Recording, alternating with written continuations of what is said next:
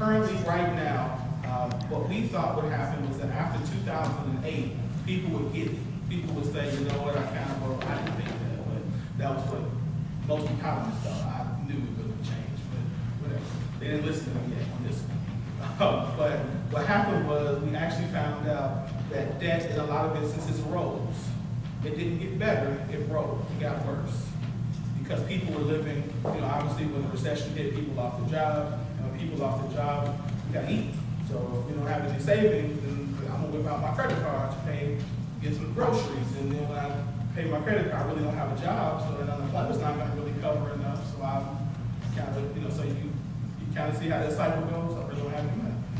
What that means is right now we are $2.4 trillion in credit card debt, which is about $7,800 per household. So each of our houses is about $7,800 in credit card debt.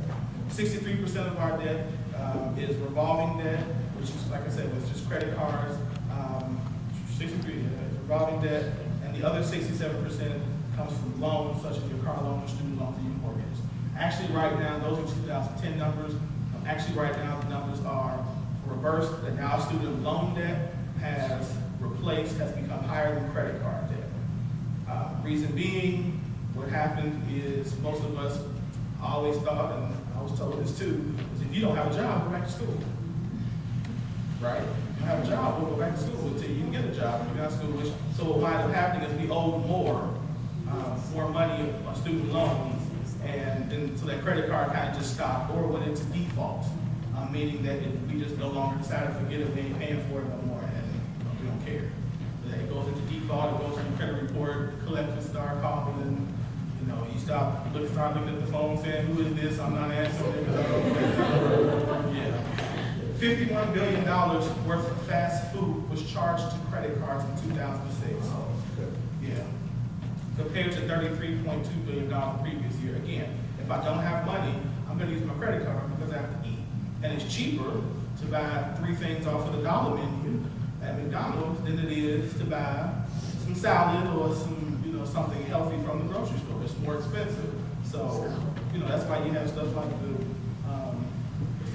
Little Debbie's. The Little Debbie's, the box of those are not $1.09, whereas, you want to buy a couple oranges, that's $6. So I'm going to buy Little Debbie, because Little Debbie cheaper.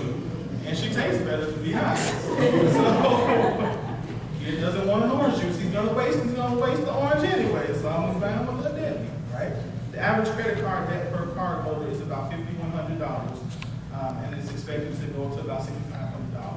1 in 10 consumers has more than 10 credit cards. That's dangerous. That is dangerous. To have 10 credit cards is dangerous.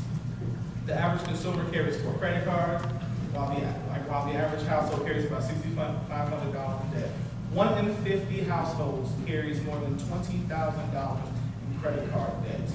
That's about 2 million households. So 2 million households have more than $20,000 in credit card debt. That's an astronomical number. To pay that off, this is just to tell you how huge that number is. To pay off a credit card of $20,000, making the monthly minimums, will take you over 100 years to pay.